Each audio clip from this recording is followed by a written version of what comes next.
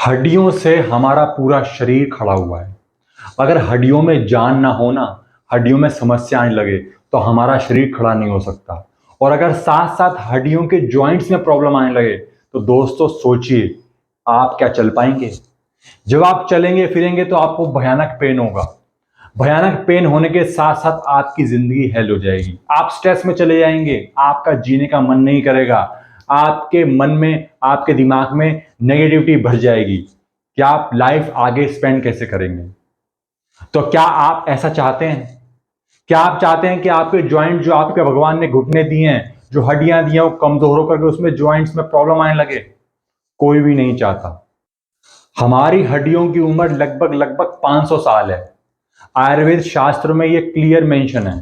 मगर ऐसा क्या हो जाता है कि हमारी हड्डियों के जो जॉइंट्स हैं वो खराब होने लगते हैं? उसका सबसे बड़ा कारण, जो मोटा मोटा कारण, वो यही है कि हमारे खान पान और हमारे लाइफस्टाइल में गड़बड़ी होने के कारण हमें ये सब झेलना पड़ता है। तो दोस्तों ये तो बड़ा रीजन हो गया, बट इसमें अगर छोटे रीजन की बात की जाए कि हड्डियों में जो प्रॉब्लम आती है, जो हमारे जॉइंट जो घिस जाते हैं, जो पेन करते हैं, उसके जो छोटे छोटे और जो बड़े कारण हैं वो क्या हैं? वो ये है दोस्तों कि इन्फ्लेमेशन होना जॉइंट्स के भीतर।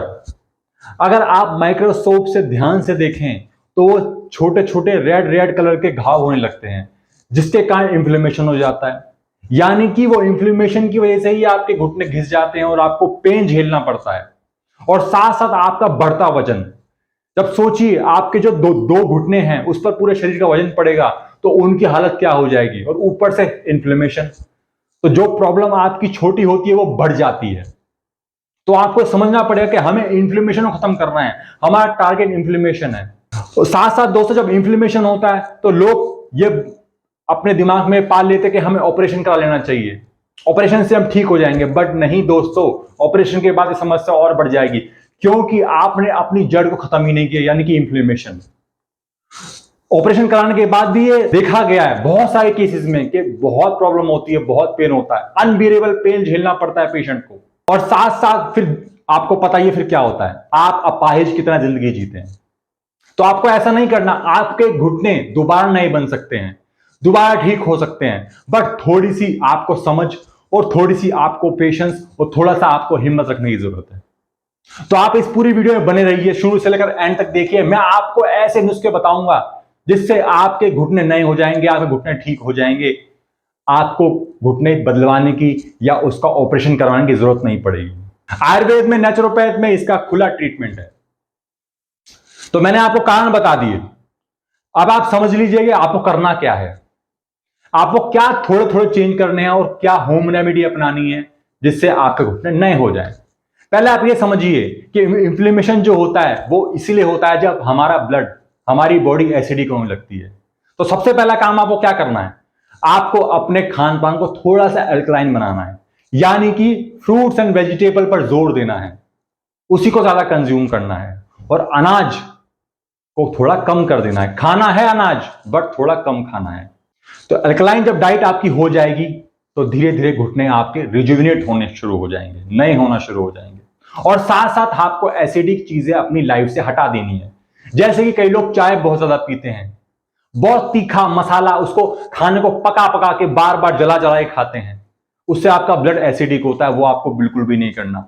बाहर की चीजें आपको अवॉइड करनी है, जैसे कि मैदा, बिस्किट, रस, फैन, ये जो पैकेट फूड होते हैं, मैगी, पास्ता, ये सब जो हम बेकार की चीजें खाते हैं, बर्गर, पिज्जा, ये सब आपको नहीं खाना है। इससे आपके घुटने खराब होंगे ही होंगे और साथ साथ आपको अदर प्रॉब्लम भी आएगी। तो आपको अपनी डाइट में शुद्ध, नेचुरल, सीजनेबल फूड खाना है। जैसे मैंने आपको बता ही दिया, फ्रूट एंड वेजिटेबल पे आपको जोर देना है। फ्रूट का टाइम क्या हो सकता है? फ्रूट का टाइम मॉर्निंग का होता है। आप खाली पेट पेट भर के फ्रूट खाइए और सलाद आप खाना खाने से पहले खा लीजिए। बस ये छोटा सा नियम है। और आप आ जाइए कि होम रेमेडी पे आपको क्या अपनाना है। मैं आपको सिर्फ दो चीजें बताऊंगा, बहुत सिंपल है, जिसे करने से आपके जो घुटने हैं वो बिल्कुल ठीक हो जाएंगे। आपको एलोवेरा लेना है। घर में अगर आपके एलोवेरा लगा हुआ है तो उसको काट करके धूप में बैठ करके घुटनों पे आपको मसाज करनी है। अगर आपको पेन घुटनों में है या किसी भी जॉइंट में है, जैसे एल्बो में हो गया या किसी भी जॉइंट में हो गया, उसकी आपको धूप में बैठ करके 10 मिनट तक मसाज करनी है। ये आपका पहली रेमेडी हो गई। अगर आपके पास एलोवेरा घर पे नहीं है तो मजबूरी फिर आपको बाजार से एलोवेरा लेकर के आना पड़ेगा। बट मेरी राय यही है कि आप घर में एलोवेरा लगा लीजिए। घर में ये सब चीजें होनी चाहिए हमारे।